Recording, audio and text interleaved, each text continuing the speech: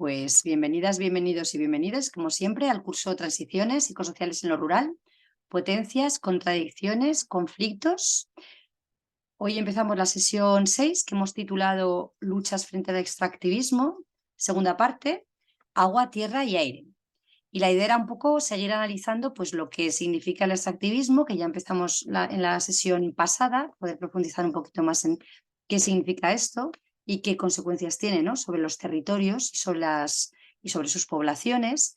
Y para esto para la mesa redonda de hoy, para entrarle a esta profundización, habíamos invitado a 3 personas a la mesa redonda de hoy, pero por desgracia una de ellas, Carmen Quintero Morales, que habréis leído en la web, que es coordinadora de organizaciones de agricultores y ganaderos, o sea, que forma parte de la coordinadora de agricultores y ganaderos COAG, pues no ha podido acudir. Entonces, bueno, esta es la mala noticia de la mesa redonda de hoy, y la buena noticia que comentábamos antes con Joan y con Jesús es que, bueno, ellos van a disponer un poco más de tiempo para desarrollar un poco pues, las preguntas que les habíamos propuesto, ¿no?, para este debate. Así que le empezamos a dar las preguntas. Ya sabéis que vamos a tener primero la mesa redonda con las 2 personas que introducen durante 1 hora, más o menos, y a partir de ahí ya micro abierto y le damos todas al debate. Entonces, en primer lugar, como decía, la idea era profundizar en esto del extractivismo y sus consecuencias, causas y consecuencias. Y os lanzo ya la pregunta, Jesús, Joam, entrarle como queráis, el orden que queráis.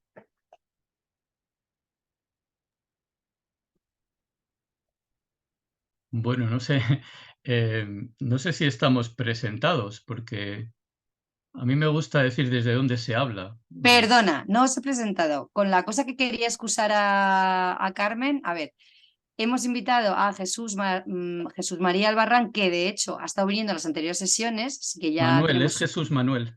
Jesús Manuel, vale. Es que Jesús M.A. Albarrán, que, bueno, de todas maneras ya nos conocemos porque has estado en las demás sesiones, así que hay una familiaridad que es, y Sí, un poquito. completas tú la presentación si crees que hay más cosas o cosas prioritarias que decir y que no voy a decir, ¿no? Que es alcalde de un concejo en Omaña, que está en León, por España vaciada, y también es coordinador del Grupo de Trabajo en Defensa de los Comunales, cuyas siglas es GDC. Y también tenemos a Joan Evans Pin, que no sé también si se pronuncia Joan, ahí me corriges, que forma parte, entre otras cosas, del Observatorio Ibérico de la Minería, cuya sigla es MINOP. Si me ha quedado algo por decir, representaros que no hay problema. Bueno, yo más que nada porque me gusta que se entienda desde qué perspectiva se habla, ¿no? Desde qué perspectiva territorial y, bueno, incluso profesional o bueno. Entonces sí, yo soy alcalde pedáneo de un pueblecito muy pequeño de la comarca de Omaña, en León, en la montaña occidental leonesa. Y a partir de ahí tengo mi activismo en el rural. Luego también participo del activismo sociopolítico en la capital, en otras cuestiones. Y por decir así, tengo un pie en cada mundo, si distribuimos entre lo urbano y lo rural.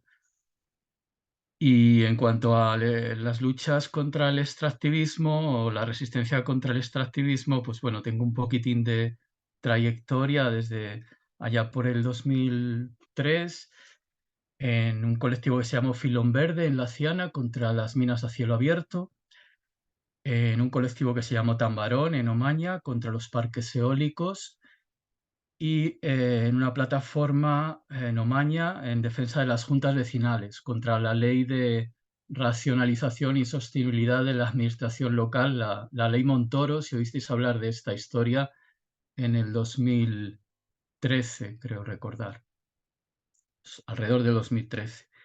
Y luego el grupo de trabajo este sobre comunales, en realidad es un grupo de trabajo autónomo aquí en León, unas cuantas personas que estamos realmente pulsando la realidad de los comunales leoneses, la realidad de los comunales y los concejos, porque se habla muchísimo de ellos, pero no se tiene un estudio actual sobre cómo se encuentran.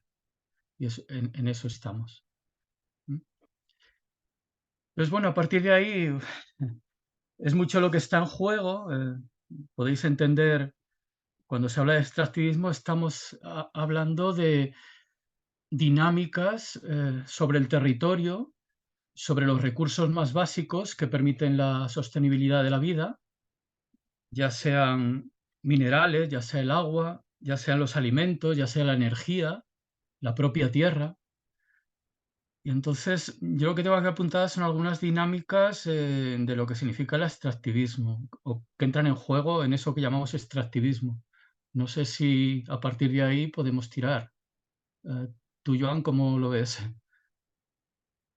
Yo lo veo bien, Jesús. Dale tú primero y después miramos a ver a dónde nos lleva. Pero si eso me cortáis, que igual... em, para entenderlo un poquitín, se puede partir del concepto que no sé si conocéis todas y todos, de acumulación por desposesión. Es un concepto del geógrafo marxista David Harvey, que utilizábamos mucho a principios del siglo XXI, cuando nos dedicamos a estos temas.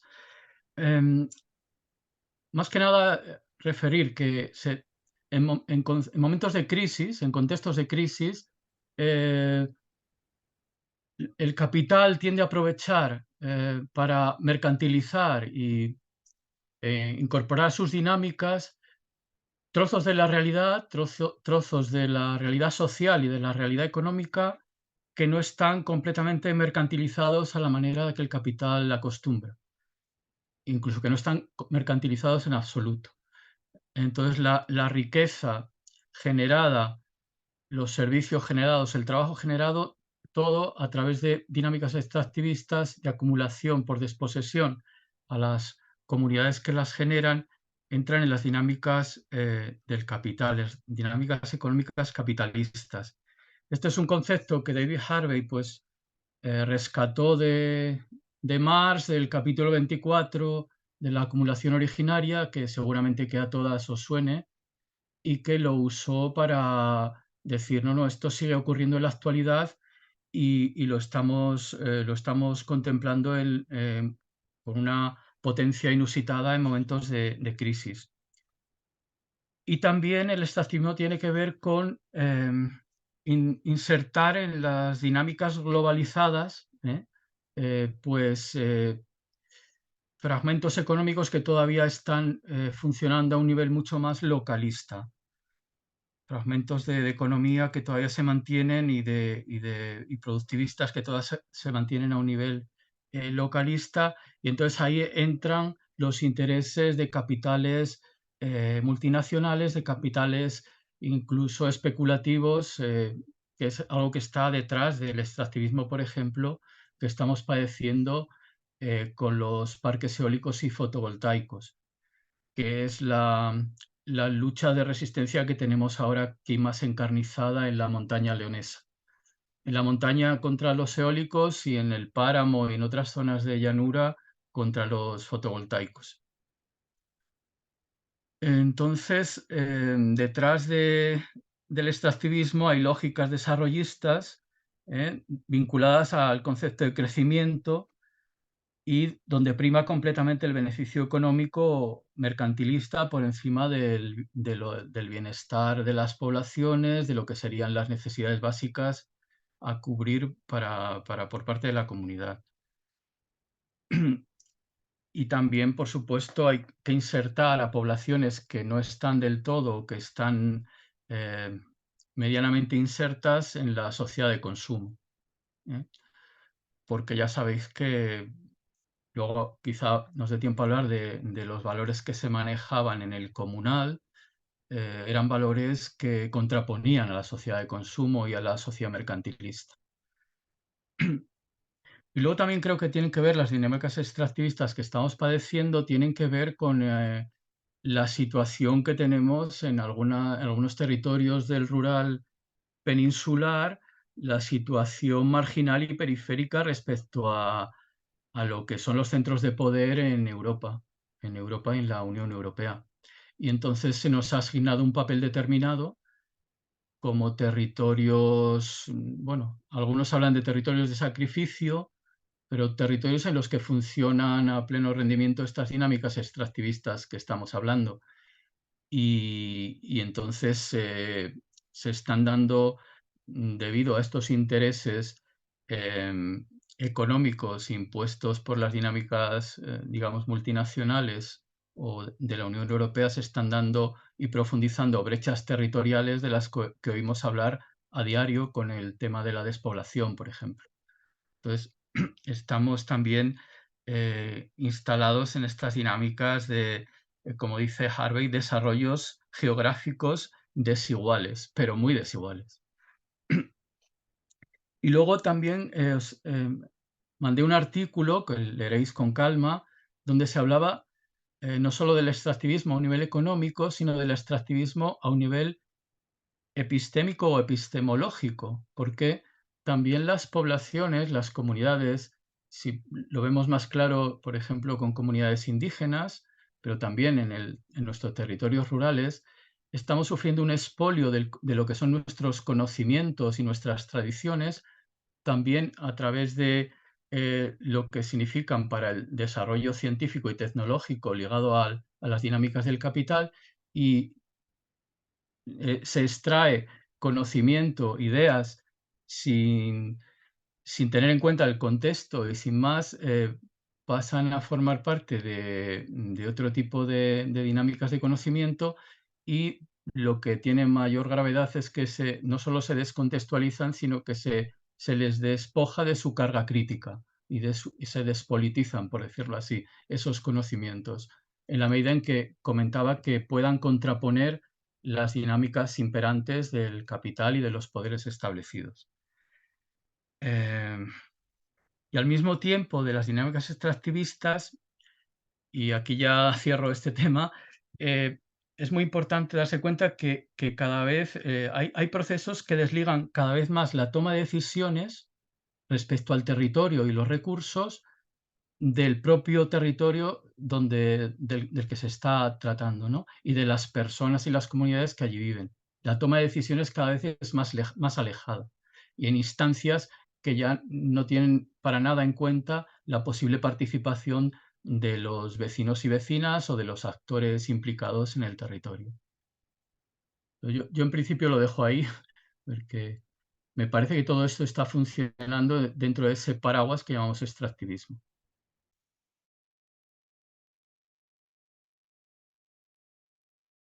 Bueno, si puedo, no sé si se escucha, ¿no? Bueno, antes de nada saludaros, y a Jesús también, que ahora me ha recordado que nos conocimos hace 10 años, cuando precisamente hubo una manifestación en León por la ley que eliminaba las entidades locales menores, y desde entonces pues ahí seguimos, ¿no?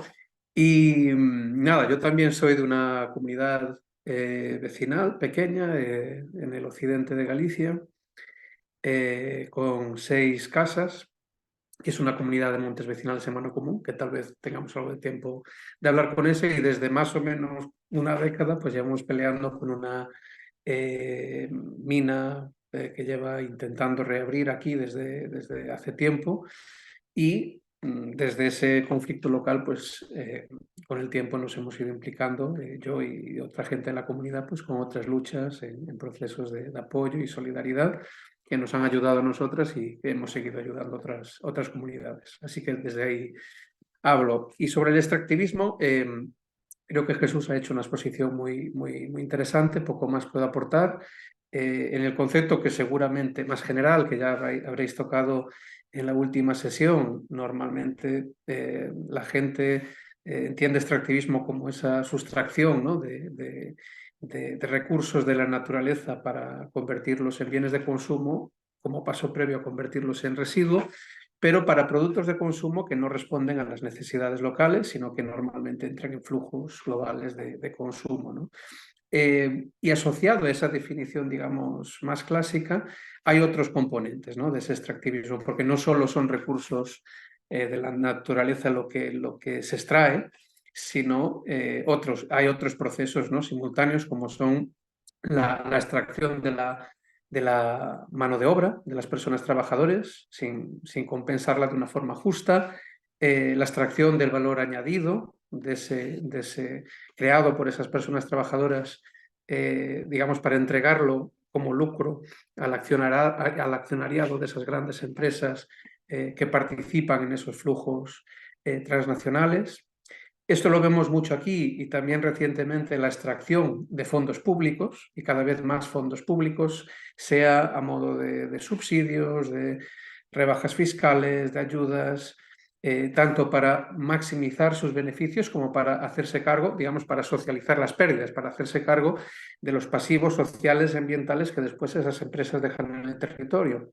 Léase en el caso de la minería, todos los fondos europeos y de otro tipo que están yendo a la restauración de minas de carbón que se explotaron de forma temeraria, incluida la del Feixolín, que incluso ha habido alguna buena noticia recientemente sobre ese caso, y tantas otras, ¿no? Al final, los pasivos sociales, en términos de desempleo, de desestructuración social, de problemas que vienen después de que esas empresas deciden irse porque han acabado de hacer sus negocios, o los problemas ambientales son otros, somos todas, la sociedad, las que acabamos tenemos que asumirlas, ¿no? También, y aquí esto me remito, ¿no?, a las dinámicas que comentaba Jesús, se extraen recursos tanto del sur global, pero también de las áreas periféricas y de las áreas rurales para consumirlas, bien sea en el norte global o sobre todo en las grandes ciudades, y lo que dejan atrás es esos pasivos ambientales sociales. Y a veces el extractivismo no solo extraer, a veces es también retornar residuos y, digamos, hacer que sean otros territorios, otras personas, otras comunidades las que asuman, digamos, esos detritos, esos desechos que genera ese mismo sistema.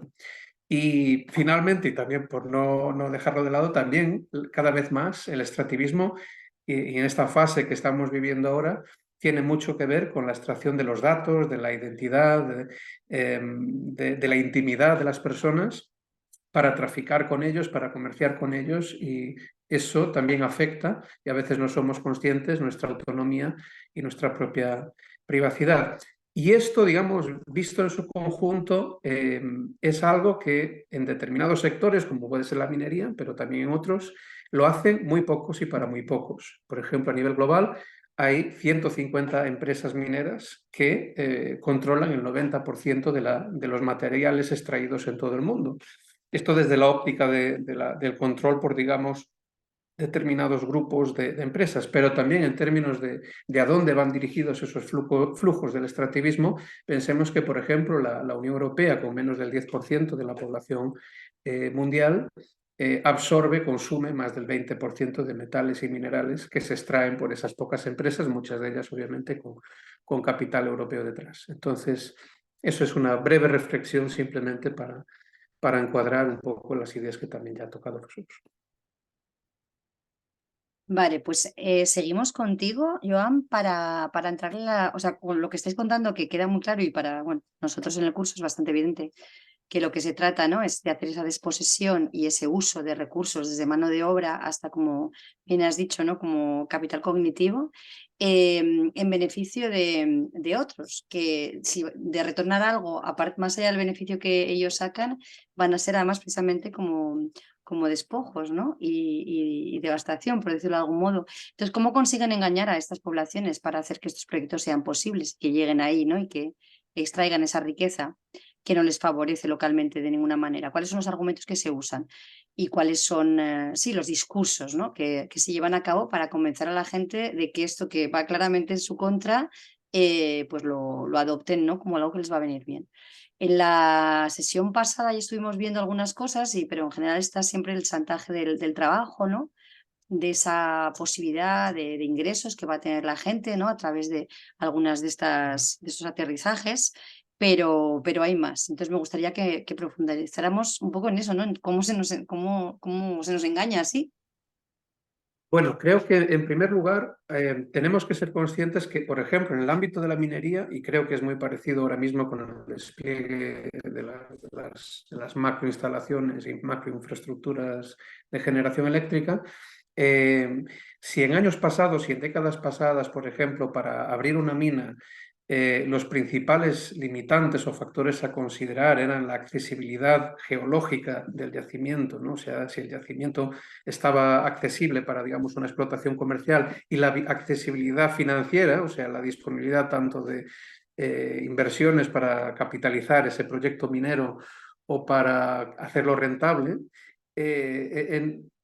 en los últimos 5 o 6 años se está hablando que el principal riesgo para empezar una mina es la accesibilidad social, ¿no? Y la accesibilidad social al recurso, ya no geológica, ya no financiera, sino social, básicamente es un eufemismo, se usan otros, se habla de licencia social para operar, se habla de, o sea, ahora mismo está en trámite una ley europea de materias primas críticas que también insiste en esta idea de accesibilidad social o licencia social. Es un eufemismo para que básicamente la gente se calle. La gente se calle, que no denuncie, que no, digamos, la imagen esta de los 3 monos, ¿no? El que no mira, el que no ve y el que no habla, es exactamente eso. Estas industrias se caracterizan por su falta absoluta de seguimiento de los marcos legislativos, aunque siempre dicen todo lo contrario, lo veremos tal vez después en algún caso. Y entonces, para operar en su marco de lucros y en el marco que hemos comentado antes, necesitan no que la gente les dé permiso, ¿no? Porque al final, por desgracia, es el Estado el que monopoliza esos procedimientos de decisión y dispone de las figuras de la ley de expropiación forzosa o de la ley de minas del año 73. Ambas leyes son franquistas y permiten, digamos, que el Estado, en el caso de minas, y también se aplica al ámbito energético, decida por nosotros y sin que nosotros tengamos nada que decir al respecto. Pero, sin embargo, el problema es que la gente denuncie la corrupción, denuncie los daños ambientales, denuncie, se sindicalice, denuncie las malas prácticas laborales. Y por eso es importante para las empresas y para los gobiernos la accesibilidad social como sinónimo de que la gente se calle, de que no haya una ciudadanía activa ni en el ámbito social, ni ambiental, ni laboral, y que, digamos, se permita el avance de la corrupción y de la infracción de derechos de todo tipo. Entonces, eso es la primera cuestión que quería decir en relación a esto. ¿Cómo se materializa, digamos, en el terreno este tipo de búsqueda de licencia social? Eso es a través de una serie de tropos reduccionistas. Uno muy visto es el famoso síndrome NIMBY, que viene del inglés Not in my backyard, que sería no en mi patio trasero, por el cual se intenta caricaturizar a los movimientos de resistencia y defensa del territorio como personas ignorantes, egocéntricas, que no son capaces de mirar más allá de su ombligo. ¿No? Afirmaciones como que todas tenemos un teléfono móvil o que queremos irnos a vivir a las cavernas, es lo que más o menos escuchamos siempre, ¿no? Cuando hay cualquier tipo de respuesta a proyectos destructivos, a proyectos que infringen las normas ambientales o a proyectos que directamente se están ejecutando en vulneración de la legislación y de los derechos de las personas, ¿no? Derechos de participación, derechos de acceso a información ambiental, derechos laborales, etc. Y estas prácticas van desde en lo que se ha venido llamando también últimamente la contrainsurgencia suave o la contrainsurgencia corporativa, que son, digamos, formas de ingeniería social por las cuales se intenta minimizar, ¿no? esta resistencia a través de greenwashing, a través de intervenciones en escuelas, a través de inversiones, digamos, supuestamente que beneficien a las comunidades, o fórmulas más agresivas como pueden ser los SLAP, las famosas demandas contra la participación pública, a través de las cuales las empresas directamente intentan hacer la vida imposible a determinadas personas que están significadas, ¿no? en determinados movimientos, o ya ataques directos, violencia física, digamos, no en el caso del Estado, no en los niveles que sí que hay en otros territorios, como en América Latina o en África, donde se llega a asesinatos, violaciones y demás, pero sí a un nivel de violencia pues más que sí que está ahí en casos que se han documentado. Y una última apunte, ¿no? Sobre la ideología del extractivismo, ¿no? Porque al final es lo que intentamos también criticar. Por un lado, es una ideología que se sostiene en una idea fantasiosa del crecimiento perpetuo, en el que no importan los límites planetarios, no importa, por ejemplo, volviendo a un ejemplo minero, que intentemos, o sea, que nos estemos proponiendo seriamente extraer tanto cobre en los próximos 30 años como ha extraído toda la humanidad en los últimos 7.000, o en que los próximos 30 años se agoten por completo las reservas de litio, de níquel o de cobalto, ¿no? Dejando atrás unos pasivos ambientales inéditos en la historia de la humanidad. Esto no es un problema, ¿no? Por otro lado, el otro problema de esta ideología es que es una visión supremacista, es una visión etnocéntrica que defiende el derecho de determinados lugares en el planeta a tener acceso a cantidades derrochadoras, ¿no? de recursos y de energía, y que están dispuestos, digamos, a matar a quien haga falta para defender ese derecho, ¿no? Y esto es algo que las propias desigualdades en consumo, ¿no? entre el consumo per cápita de materias primas entre los países del norte y del sur, o el consumo de energía, evidencia, ¿no? Como al final eso es de lo que se trata, ¿no? No de que las personas tengan o no un teléfono móvil, sino de perpetuar, digamos, este sistema. Después podemos dar algún ejemplo, pero le dejo ahora a Jesús si quiere. Sí, pues yo le quería preguntar a Jesús, aparte de si lo puedes aterrizar en algún ejemplo concreto, que no, que también así se ve, y las Sí, maneras también como de enfrentarse, ¿no? Tanto a la ideología como a todos estos argumentos de accesibilidad, como lo has llamado, es que es la primera vez que lo digo, accesibilidad social. sí. Sí, iba, por completar lo que ha dicho Joan, iba a ver cómo funciona esto en el propio territorio, cómo se maneja el discurso, qué argumentos se están contraponiendo ahí. Em, para empezar, hay que, lo que decíamos antes, territorios marginales periféricos muy despoblados, eh, con la población muy envejecida, dificultades para la resistencia, ¿no? Y además, el discurso tiene a su favor la mayor parte de los medios de comunicación y la mayor parte de las instituciones del Estado que están, además, en el caso de los macroparques, tanto eólicos como fotovoltaicos, se apropian del discurso ecologista, el discurso conservacionista y le dan la vuelta a palabras como sostenibilidad, como no contaminación, etcétera, ¿no? Energías limpias, energías renovables, todo esto lo manejan constantemente. Pero aún así, para las poblaciones, lo que está funcionando son promesas a futuro que, si analizas bien, no se van a cumplir respecto a la posibilidad de desarrollo económico de esa zona, del empleo, de, de la cantidad de miles de euros que va a ingresar el ayuntamiento o la junta vecinal, y a partir de ahí va a poder invertir en cubrir necesidades básicas que faltan en los pueblos. Todo esto ya hay ejemplos en contra porque ha ocurrido en otros sitios y no se han dado estas promesas, no se han cumplido, pero bueno, aún así siguen funcionando. Y por otro lado, hay una cosa que se está imponiendo, que es la utilidad pública, así en abstracto, ¿no? El Estado eh, tiene la posibilidad de declarar de utilidad pública un proyecto y, compensando o no y de qué manera a las poblaciones, sacarlo adelante. De todas formas, hay diferentes niveles en los que se puede enfrentar y en los que se da el enfrentamiento. Uno es claramente jurídico. Ahí también partimos en desventaja porque es muy complejo el alegar y el enfrentar jurídicamente un proyecto, ¿eh? Para poder realmente hacer estudios que contradigan las declaraciones favorables de impacto ambiental, etcétera, es complicado. Entonces, tienes que armarte de abogados y de personal experto para esto.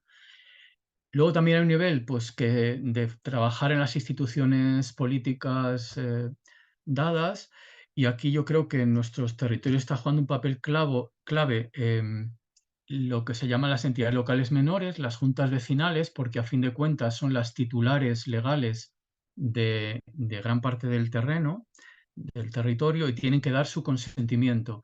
Pero estas entidades locales menores o juntas vecinales estamos como estamos, ¿no? Y estamos muy desvalidas y muy desinformadas la mayor parte de las veces. Y nos dejamos llevar por lo que nos dice nuestro... Estoy hablando en genérico, ¿eh? No, no es que yo esté en ese caso precisamente, pero bueno, lo que nos dice nuestro ayuntamiento, lo que nos dice nuestro partido político o lo que se escucha en la mayoría de los discursos de los medios de comunicación. Pero aún así hay una reivindicación clara que yo creo que tiene que ver con esta tradición de autogestión concejil, en nuestro caso, de autogestión asamblearia de las comunidades y cercana de lo que son sus recursos y su territorio, que tiene que ver con la reivindicación de soberanía. Yo creo que esto está funcionando, aunque no se utilicen estas palabras. La gente está procurando decir, ¿por qué no podemos participar en la toma de decisiones sobre nuestro territorio, sobre nuestros recursos? ¿Por qué nos tienen de lado si siempre hemos sabido gestionar bien? ¿Eh? Esto está funcionando, se reivindica esta soberanía que se ha perdido o que se está perdiendo. Y es lo que mayor resistencia ofrece, digamos, en el inconsciente colectivo, o en algunos casos de manera consciente. Es decir, una democracia real una posibilidad de democracia real en las comunidades sobre estas cuestiones tan importantes que estamos hablando. En nuestro caso, la cuestión energética o de los recursos. Podríamos hablar de un recurso muy importante que yo creo que está generando conflictos también de una manera tremenda y que es algo muy goloso para las multinacionales y los capitales, que es el agua. También podríamos hablar de esto, pero bueno. Entonces, hay un nivel, decía, jurídico, un nivel político, hay un nivel vecinal donde, desgraciadamente, lo que se fomenta es la división y los enfrentamientos a nivel vecinal para que todavía haya menos resistencia. Hay comunidades donde se posicionan de manera conjunta, pero no es lo más corriente, no es lo más corriente, sino que la, la apertura de un proceso para que se instale un macroproyecto en un territorio, en un pueblo, supone una fractura social ya. Ya el hecho de tener que debatir, además, como decía Joan, a veces los argumentos son muy rudimentarios, muy poco pulidos y muy poco informados, y enseguida hay posicionamientos también auspiciados desde fuera de la propia comunidad, y esos enfrentamientos pues restan posibilidades de resistencia. Y luego hay un nivel que es el que estamos hablando, el nivel del discurso. El nivel del discurso donde hay que hacer un trabajo pues también muy continuado para contrarrestar los engaños en base a esto. Sobre todo, fijaros que cuando empezó esta avalancha de macroparques, nos decían a los, bueno, vamos a decir, conservacionistas o los que apostábamos por las energías renovables desde tiempo A, entonces, pero si ahora lo tenéis, ¿no? ¿Qué queríais, no? Es esto lo que queríais. Entonces, esa manera de desarticular la parte más concienciada del movimiento de resistencia frente a los macroparques también funcionó al principio, al principio. Ahora yo creo que lo del greenwashing es algo que hemos conseguido que la mayoría entienda, ¿no? Creo. Entonces, bueno, todo esto está ahí funcionando. Y bueno, pues tenemos argumentos y tenemos posibilidades, y por eso se han creado plataformas a nivel comarcal o local, y luego ha habido una coordinación, o se está dando una coordinación, por lo menos aquí en León. Y también a nivel porque recuerdo alguna manifestación a nivel estatal que participamos desde León. Entonces, bueno, estos intercambios, también es muy importante generar redes, generar redes. Nos han apoyado desde organizaciones políticas vinculadas al movimiento libertario, vinculadas al movimiento comunista. Nos han apoyado, eh, por supuesto, organizaciones ecologistas, conservacionistas. Tuvimos un encuentro muy interesante con gente del 15M en algunas luchas. Hablo más atrás, no ahora, pero sí más atrás. Y luego incluso a nivel internacional, como bien comentaba Joan, yo creo que hay que situar a ese nivel las cosas también y darnos cuenta que, bueno, sin llegar a ser indígenas, pero sí somos territorios periféricos pobladores de territorios periféricos, y hay sinergias, no al mismo nivel ni con la misma potencia, pero hay sinergias con conflictos extractivistas y movimientos de resistencia en los países del sur. Y en la medida en que se puede, también eso ayuda y, por supuesto, que da muchísimos ánimos.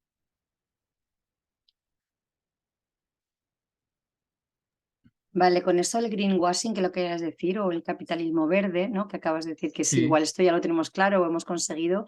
Sí que me gustaría ahora que, yo no sé si está un poco tan claro, ¿no? Porque sí que es de alguna manera como la baza que se ha encontrado para decir, bueno, pues es el fin de los combustibles fósiles, pero que nadie se preocupe, ¿no? Que con las renovables vamos a seguir viviendo igual, consumiendo lo mismo, no vamos a echar de menos ningún tipo de producto que es indispensable para nuestras vidas, supuestamente. Y además, ¿no? Se va a seguir produciendo igual, se no afecta a la producción, ni a la generación de PIB, ni de beneficios, ni de trabajo. Es como que en vez de pensar, ¿no? En esos límites, ¿no? Se pone la idea ideológica, ¿no? Que decía antes Joan, de no os preocupéis, esto no tiene límites, porque ahora, ¿no? Lo vamos a hacer de esta otra manera. Entonces ahí sí que me gustaría que, Joan, ahora si quieres, ¿no? Contaras qué es esto del capitalismo verde y de qué manera también forma parte, ¿no? Ahora mismo sí, forma parte de los discursos, ¿no? Para vender algunas prácticas extractivistas, en concreto las que tienen que ver con las renovables y la extensión de las renovables en algunos terrenos que no han elegido tenerlas o tenerlas de esa manera y en el momento en el que se les impone. Pues se nos está, digamos, queriendo vender o hacer creer en la idea de que podemos, de alguna forma, no se sabe muy bien cómo, sustituir una civilización industrial que se ha desarrollado, digamos, en el último siglo y medio, sobre todo, particularmente en el último siglo, apoyada en la abundancia de una fuente energética densa, barata y abundante como era el petróleo, y que eso ahora lo podemos, digamos, reproducir, ¿no? Que podemos continuar con ese mismo nivel de complejidad y que ha construido, ¿no? esa civilización basada en el detrito, en el petróleo, y que ahora simplemente lo podemos sustituir cambiando petróleo por renovables. Eso simplemente no es posible, digamos, desde un punto de vista material, ¿no? No es posible porque, en primer lugar, no existen, no están disponibles los recursos minerales que esa supuesta transición requeriría. O sea, antes mencioné algunos de los metales, ¿no? que se pretenden extraer, o sea, agotar todas las reservas conocidas en los próximos 30 años. Obviamente el extractivismo le importa un pimiento a las generaciones futuras, ¿no? Eso ya creo que no hace falta ni siquiera abordarlo con detalle, ¿no?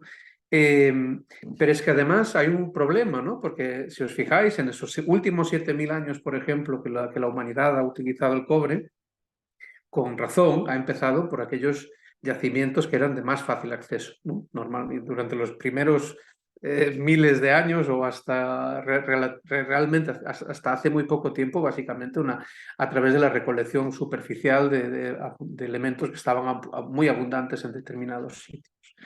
Y durante el último siglo, digamos, de este proceso industrial, digamos, la ley o la concentración de los minerales de interés comercial en los yacimientos ha ido reduciéndose de forma realmente dramática. O sea, si las minas de cobre en los años 30 tenían una ley media de aproximadamente 1,5, o sea, 1,5% de cobre en relación al resto de material extraído, que es desecho, ahora la ley pues está por debajo del 0,5. O sea que básicamente lo que se necesita hacer para extraer esos metales que están diciendo que vamos a sacar en los próximos 30 años es un tipo de minería que nunca antes hemos visto, precisamente porque se trata de yacimientos de muy baja ley que implican un gasto energético muchísimo más grande, porque cada vez son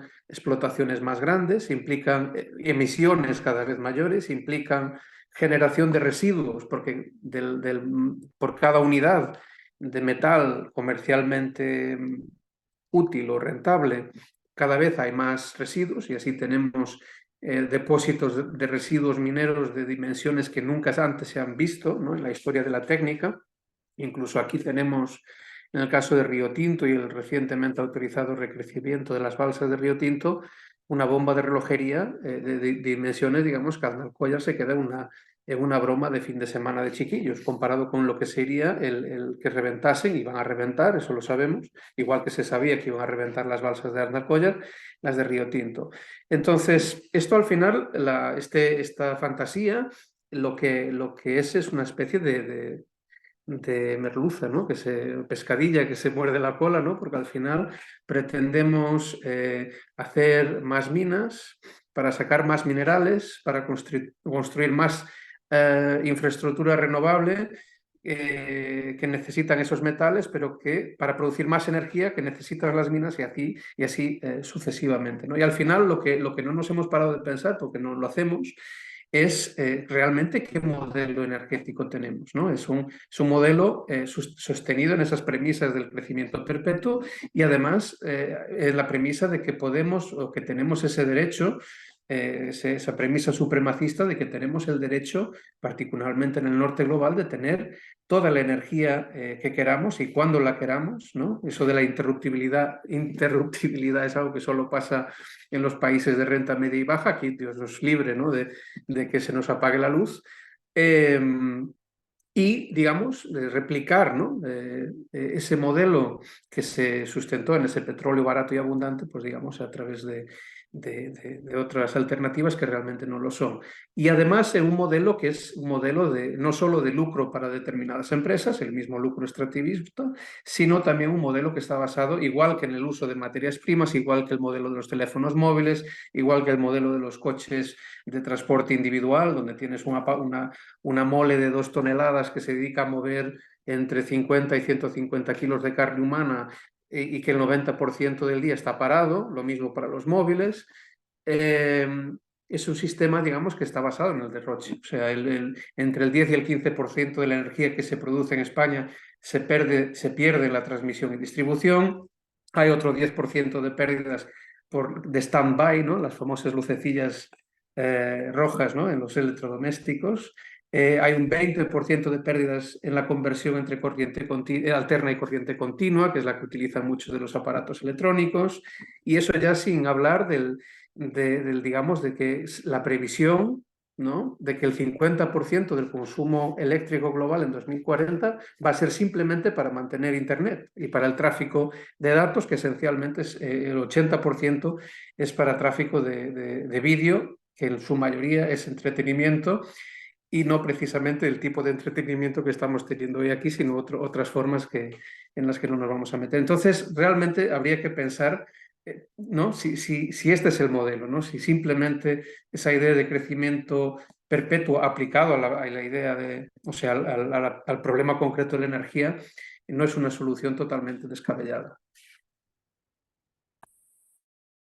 Sí, y por completar lo que decías, Marisa, por si no quedó claro del greenwashing, que creo, bueno, es esta utilización de los conceptos conservacionistas o ecologistas a beneficio de las multinacionales, dándole la vuelta a conceptos, como decía antes, sostenibilidad, energías limpias, energías renovables. ¿m? Pero, pero ¿hacia dónde vamos, no? Habría que preguntarse, esa transición, esa supuesta transición, ¿hacia dónde va?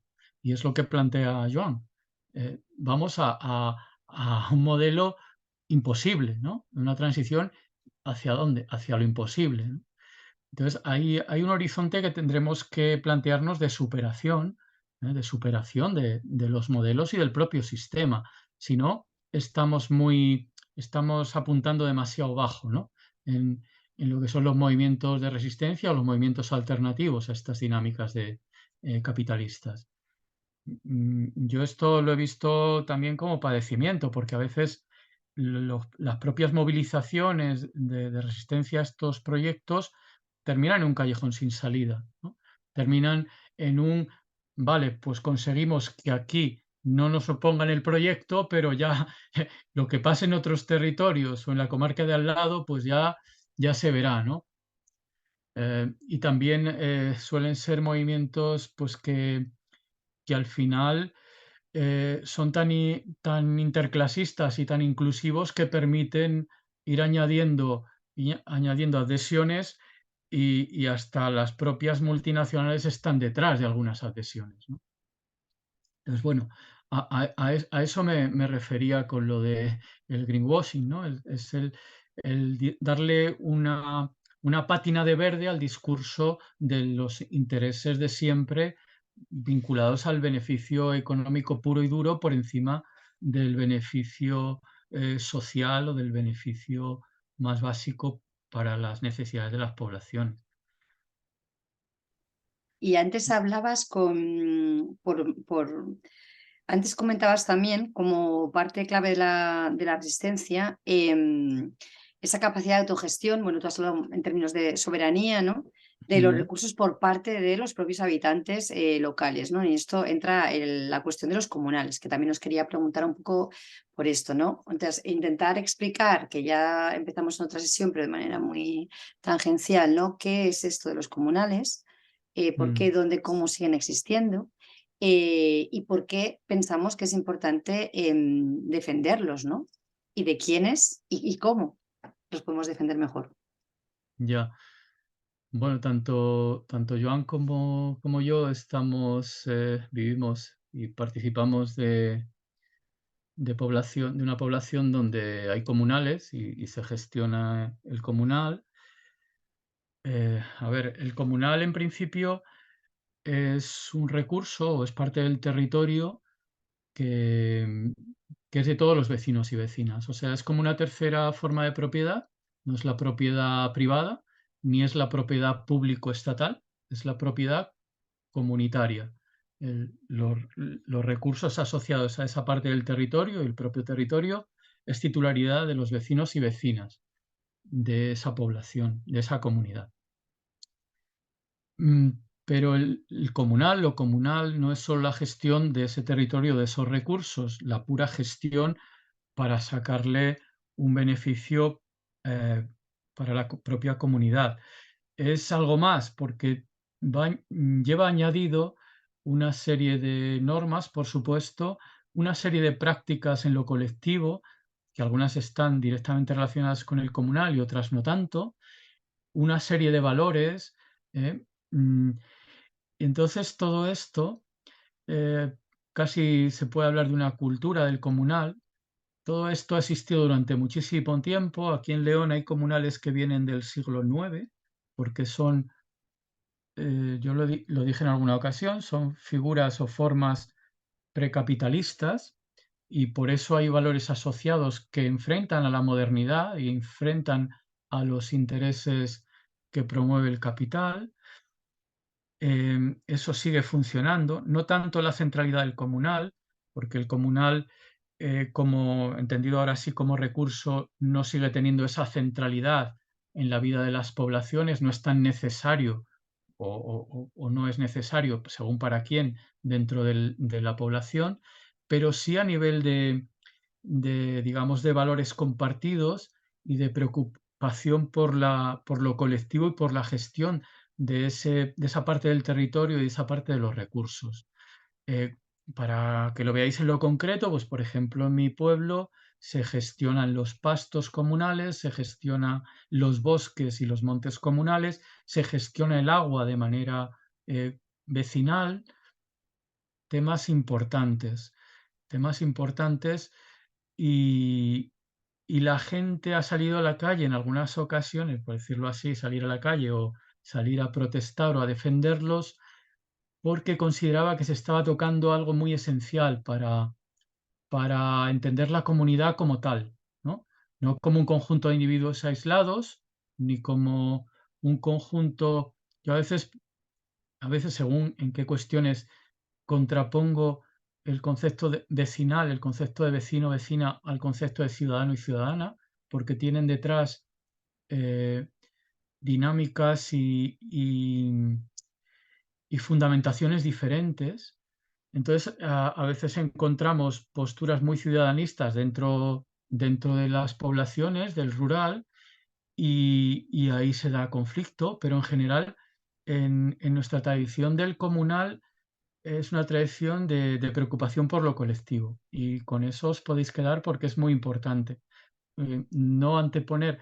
Por eso os mandé un artículo de un historiador leonés hablando de los comunales en León hasta el año 36, porque de ahí viene todo, ¿no? Así se funcionaba, donde retoma el término de economía moral del historiador E.P. Thompson, ¿no? Edward Palmer Thompson, que algunas igual hasta conocéis, porque hay una moralidad dentro de las decisiones que se toman en esa gestión, aunque sea incluso económicamente, se tienen en cuenta cuestiones morales, se tienen en cuenta pues que no es lo más importante el beneficio económico, el rendimiento económico, hay otras cuestiones igualmente o más importantes para el bien de la comunidad, y de todo esto algo va quedando y, y la importancia del comunal yo creo que es esto.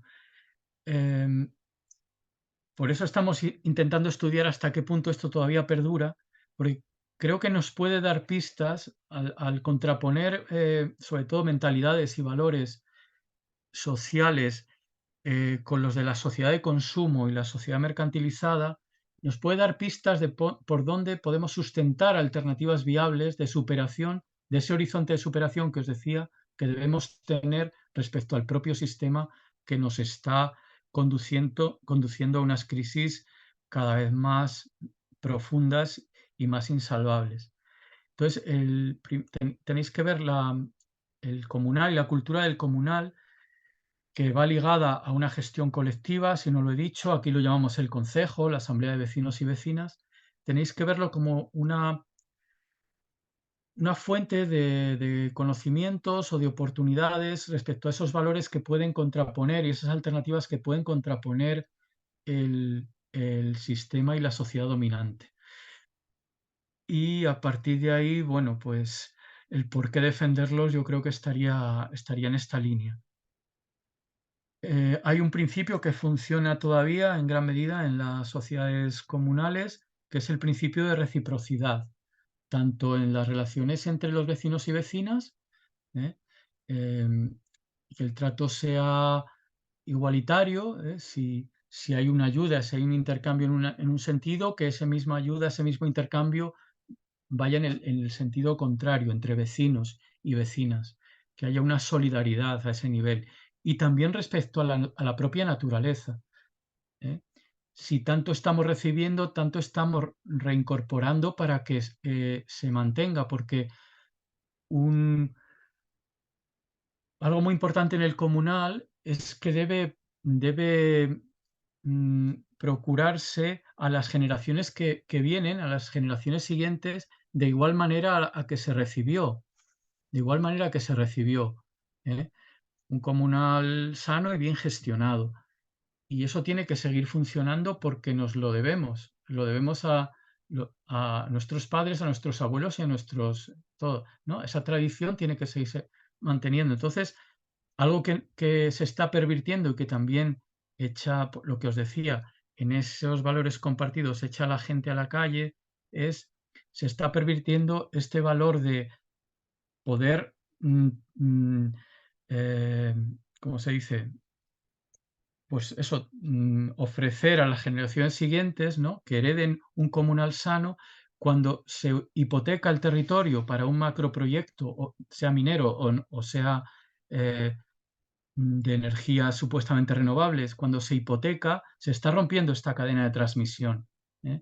Entonces la gente lo ve como un atentado, parte de la población lo ve como un atentado, porque ya no van a poder disfrutar las generaciones siguientes, ya no van a tener ese comunal como una base colectiva sobre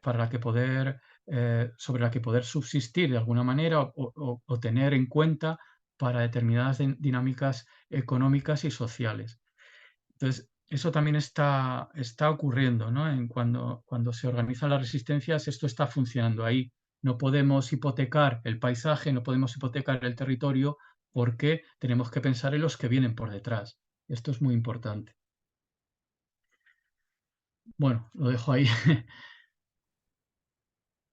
No sé si tenemos tiempo para... ¿Puedo? ¿Sí?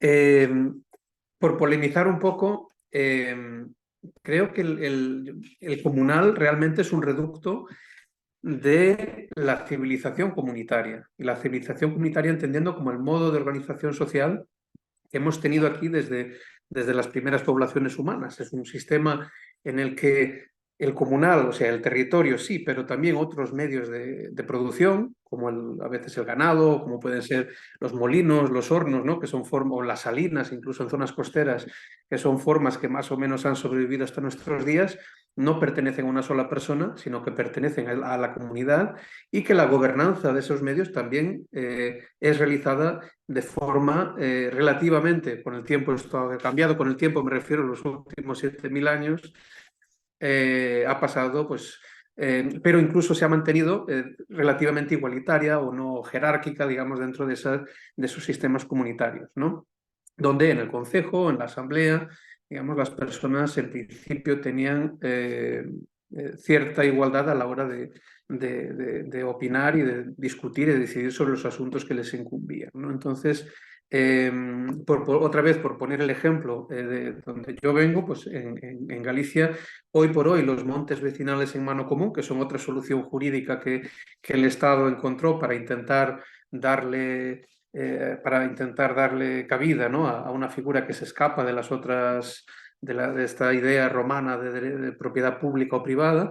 En el caso de León, pues se optó, como podían haber optado por otra forma distinta, por las entidades locales menores y las juntas vecinales, ¿no? Como supuestamente una forma de propiedad pública. En Galicia las montes vecinales de mano común son en teoría una forma de propiedad privada, pero en esencia históricamente viene siendo exactamente lo mismo. En Galicia, decía, hay ahora mismo unas 3.000 comunidades de monte vecinal en mano común que gestionan, para bien o para mal, muchas veces para mal, el 25% del territorio de Galicia y que aproximadamente tienen, o sea, acogen entre 150.000 y 200.000 personas repartidas en multitud de núcleos de población. La mayoría rurales, algunos también urbanos. Hasta Vigo, ¿no? La ciudad más grande de Galicia, tiene varias comunidades de montes vecinales en mano común en espacios periurbanos.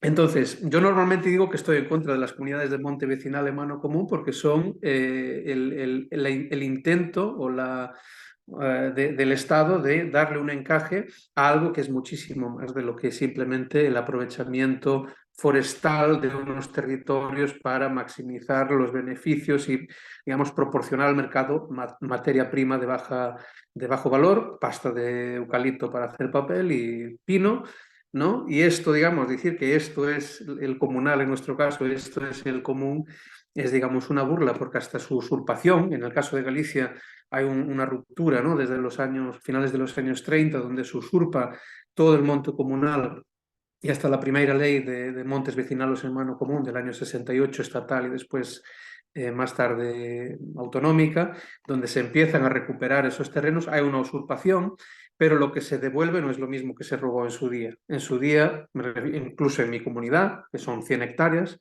y 6 casas, hasta cuando se usurpó el territorio en el año 40, básicamente, en el año 41 empezó la reforestación forzosa, lo que se destruyó fue un sistema agro-silvopastoral milenar que llevaba funcionando miles de años en equilibrio y que implicaba pues, que la gente tenía una serie de cabezas de ganado que se pastoreaban comunalmente y que, digamos, sostenía un modo de producción muy particular y que se destruyó por completo. Pero ese comunal no era solo, digamos, la gestión de ese territorio y sus usos, era también un sistema, ¿no? De relación entre las personas, sistemas de resolver conflictos, sistemas de ayuda mutua, sistemas pues de gestión de las aguas, en ese caso que sí que han sobrevivido. En nuestra aldea la gestión de las traídas de agua la hacemos las vecinas y de una forma de tomar decisiones y una forma de gobernar los territorios y lo que pasa en esos territorios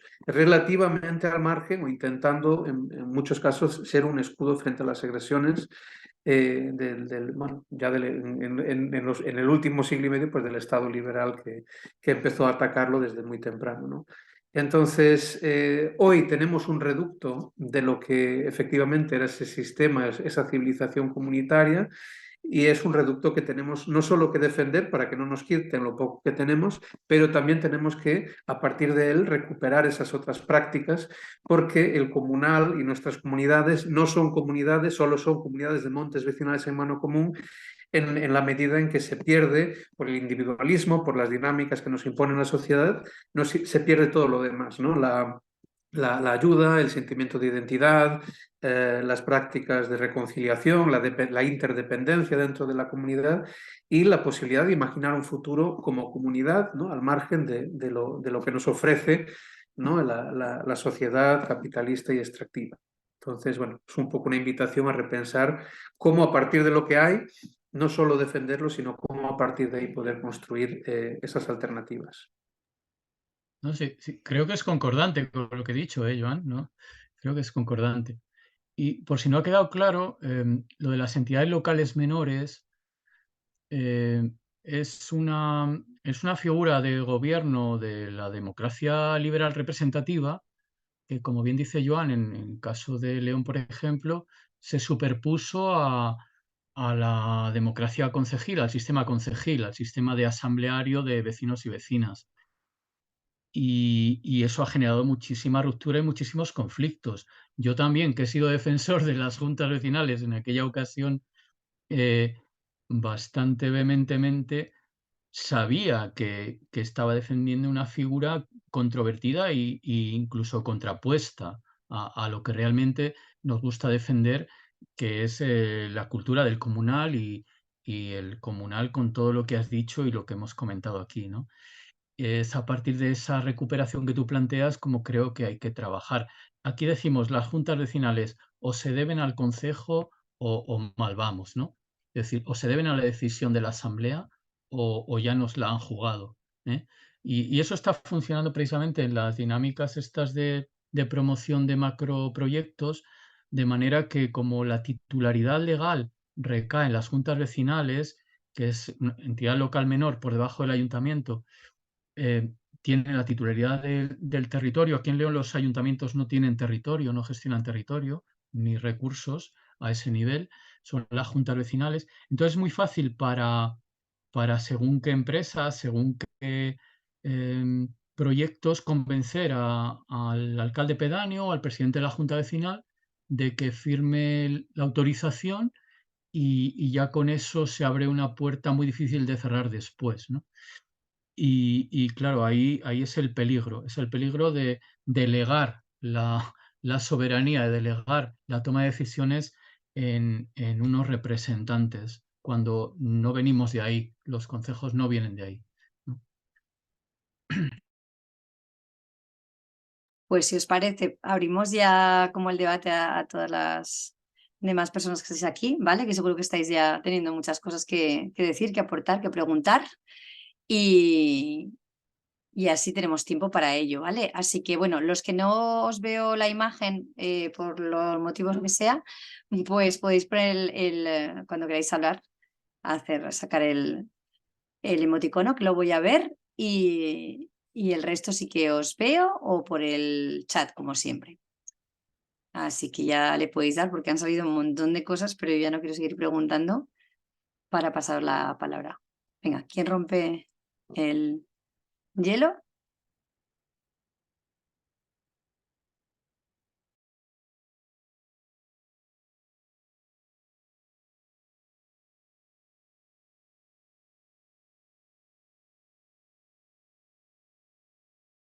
Bueno, aprovecho para comentar, mandé un documento precisamente cuando luchábamos contra esa reforma de la ley de bases de régimen local, que el principal peligro era que ponía mucho más fácil la supresión de las entidades locales menores, de que desaparecieran las juntas vecinales y los recursos de las poblaciones de esas juntas vecinales titulares de esos recursos pasaban al ayuntamiento y ahí sí había un cambio cualitativo de la propiedad, ya se insertaba completamente como propiedad estatal pública y esa ley lo que hacía era facilitar ese trasvase en el fondo.